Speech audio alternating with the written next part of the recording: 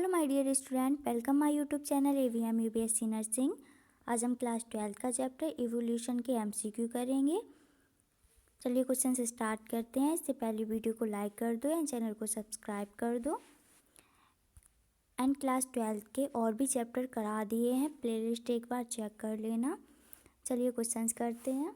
Millers experiment provided evidence for the theory of, देखिए एक Oparin and हॉल्डेन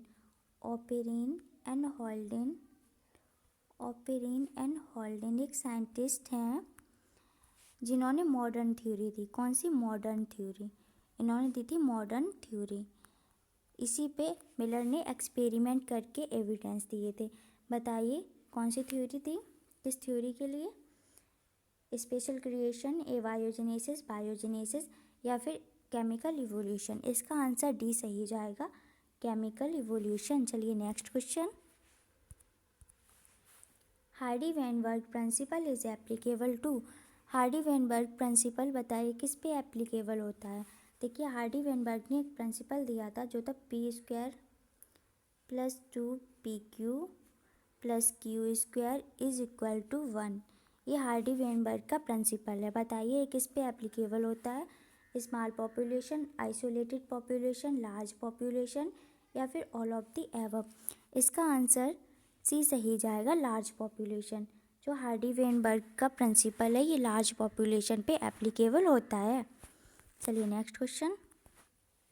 according to Hardy Weinberg principle sum total of, देखिए Hardy Weinberg का principle पहले तो याद रखना क्या था, p² + 2pq + q² = 1। ये हार्डी वेनबर्ग का प्रिंसिपल है। इसके अकॉर्डिंग सम टोटल पूछा गया। सम टोटल इसका कितना है? ये 1 होता है। ओके, तो इसका बी आंसर सही जाएगा 1। 0 होगा नहीं, इनफाइनाइट भी नहीं होगा, रिमेन चेंजेबल भी नहीं होगा। इसका आंसर होगा बी सही जाएगा 1। ठीक है, सम टोटल होता है 1। Okay, Darwin's finches are good example of, जो डार्विन्स की फिंचेस हैं ये किसका गुड एग्जाम्पल है? बताइए। Connective link, adaptive radiation, convergent evolution या फिर इंडस्ट्रियल मेलानिज्म। जो डार्विन की फिंचेस हैं ये एडेप्टिव रेडिएशन का गुड एग्जाम्पल है। इसका बी आंसर सही जाएगा, एडेप्टिव रेडिएशन का गुड एग्जाम्पल है। ओके, चलिए next question. Evolution of life forms had occurred due to use and disuse of organ. This theory was given by, देखिए एक थ्योरी है कौन सी? Use and disuse. पहले तो इसमें ये पूछा गया ये थ्योरी दी किसने है? ओके, किसके द्वारा दी गई?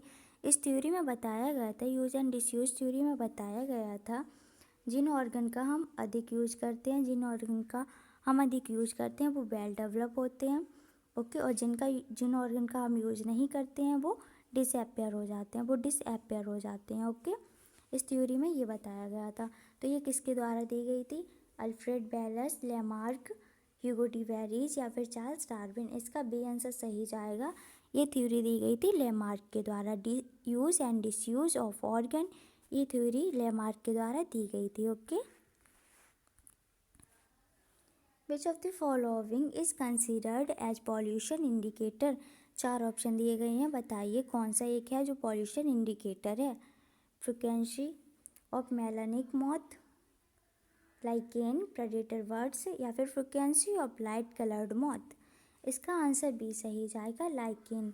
देखिए जहाँ भी पॉल्यूशन होगा वहाँ पे लाइकेन की ग्रोथ नहीं होती है, वहाँ पे लाइकेन वृद्धि नहीं करता है। ओके, चलिए next question. Extra terrestrial origin of life was proposed by theory of, बताइए किस थ्योरी में बताया गया कि जीवन की उत्पत्ति बाहर से हुई है, मतलब बाहर एक्स्ट्रा टेरेस्ट्रियल है। ओके, बताइए किस थ्योरी में ये बताया गया था? बाहर बीजाणु के रूप में आया है, जीवन बाहर से बीजाणु के रूप में आया है। ये बताइए किस थ्योरी में बताया गया था? कैटास्ट्रोफिज्म या फिर स्पॉन्टेनियस जनरेशन, स्पेशल क्रिएशन या फिर पैनस्पर्मिया। देखिए ये बताया गया था पैनस्पर्मिया थ्योरी में बताया गया था extra terrestrial origin of life. Okay, special creation theory ये मान्यताओं पर आधारित है, गॉड्स क्रिएशन है। ओके, और स्पॉन्टेनियस जनरेशन थ्योरी में बताया गया था कि नॉन लिविंग से लिविंग की उत्पत्ति हुई, नॉन लिविंग से लिविंग जनरेट हुई। ओके, नॉन लिविंग से लिविंग जनरेट हुए, इसमें ये बताया गया था। ओके, चलिए next question. Who finally refunded the theory of spontaneous generation and experimentally disproved it? बताइए किसने स्पॉन्टेनियस जनरेशन थ्योरी पे एक्सपेरिमेंट करके इसे डिस्प्रूव्ड किया था? बताइए किसने किया था? Thomas मैल्थस, Alfred Belas, Louis Pasteur या फिर चार्ल्स डार्विन? इसका आंसर सी सही जाएगा, लुइस पास्चर। लुइस पास्चर ने स्पॉन्टेनियस जनरेशन पे एक्सपेरिमेंट करके इस थ्योरी को डिस्प्रूव्ड किया था। Okay, spark discharge in millers experiment simulated reducing atmosphere, UV radiation, low temperature या फिर लाइटनिंग? इसका आंसर डी सही जाएगा, लाइटनिंग। चलिए next question. The fossil remains of archaeopteryx is a connective link between? बताइए कनेक्टिव लिंक पूछी गई है किसके? आर्क्योप्टेरिक्स किसके बीच की कनेक्टिव लिंक है? Fishes and amphibians, reptiles and birds, reptiles and mammals, amphibians and reptiles? इसका आंसर बी सही जाएगा, रेप्टाइल्स एंड बर्ड्स, मतलब सरीसृप और पक्षी के बीच की ये कनेक्टिव लिंक है। कौन सी? आर्क्योप्टेरिक्स। ओके, चलिए next question. Which of the following is not an example of homologous organ? Homologous organ का इनमें से कौन सा एग्जाम्पल नहीं है? वर्टिब्रेट, हार्ट और ब्रेन, ये तो होमोलॉगस ऑर्गन का एग्जाम्पल है। Thorn of bougainvillea and tendril of cucurbita, ये भी होमोलॉगस ऑर्गन का एग्जाम्पल है। बोगनविलिया का कांटा एंड कुकुरबिटा का प्रतान, ये होमोलॉगस ऑर्गन का एग्जाम्पल है। Okay, leg of cheetah and flipper of whale, ये भी होमोलॉगस ऑर्गन का एग्जाम्पल है। Eye of octopus and eye of mammals, ये एनालॉगस ऑर्गन का एग्जाम्पल है। Eye of octopus and eye of mammals. Okay, तो इसका डी आंसर सही जाएगा। चलिए next question. What are the anatomical structure called that share a common ancestry? देखिए anatomical structure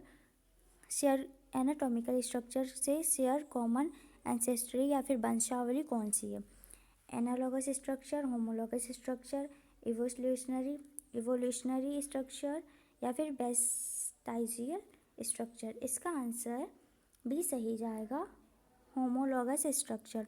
homologous structure anatomical structure की share common ancestry या फिर वंशावली या फिर वंश है। Okay, which of the following is correct for hominids with their correct brain size? 4 option दिए गए हैं, इनमें से बताना है। होमिनिड्स दिए गए हैं 4 ऑप्शन में विद करेक्ट ब्रेन साइज के अकॉर्डिंग बताना है कौन सा ऑप्शन करेक्ट होगा।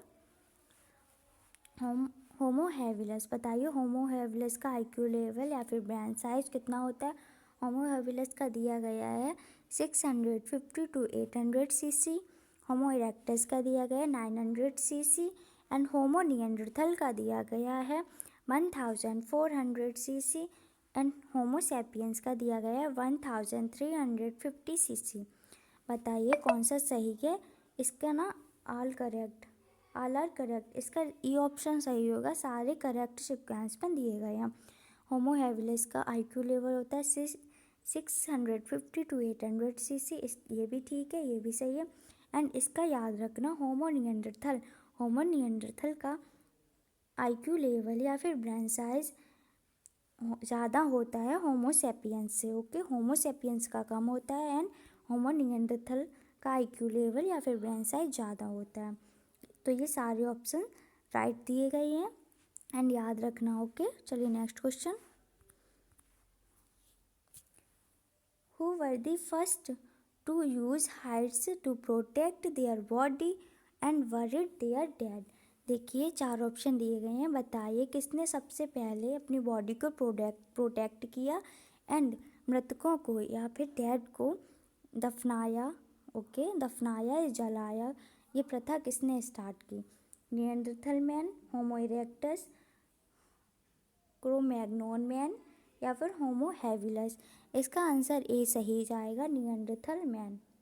निएंडरथल मैन ने सबसे पहले अपनी बॉडी को प्रोटेक्ट करना सीखा एंड मृतकों को जलाया या दफनाया, इन्होंने ही प्रथा स्टार्ट की थी, निएंडरथल मैन ने। ओके, चलिए नेक्स्ट क्वेश्चन।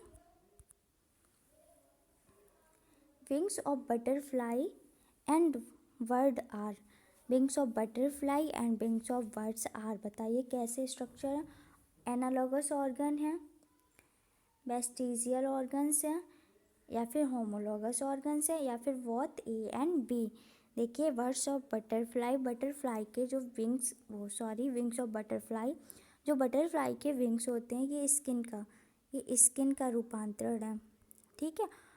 एंड बर्ड्स के, देखिए बर्ड्स के विंग्स में हड्डी होती हैं, इनके ओरिजिन सेम नहीं है बट काम करने की कला सेम है, बट काम करने की क्षमता तो सेम है, इनकी काम करने का तरीका सेम है।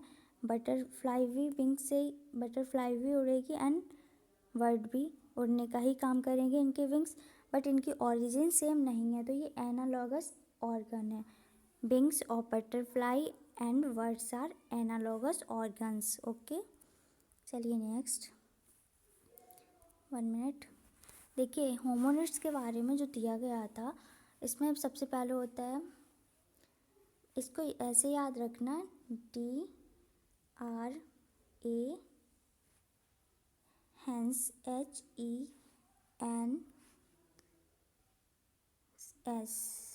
HENS। देखिए सबसे पहले होता है ड्रायोफिथेकस, सबसे पहले होता है ड्रायोफिथेकस एंड फिर होता है रामाफिथेकस। ये सीक्वेंस है इवोल्यूशन का, रामाफिथेकस and ऑस्ट्रेलोफिथेकस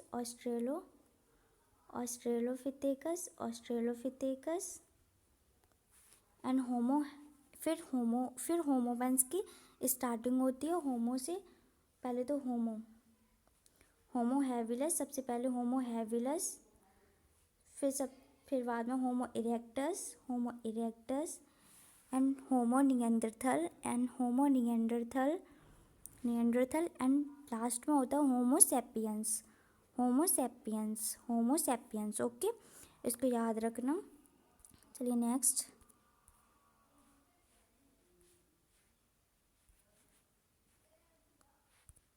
thank you my dear student, please subscribe my YouTube channel AVM UPSC nursing, और वीडियो को लाइक करो, शेयर करो एंड कमेंट में ज़रूर बताना वीडियो कैसी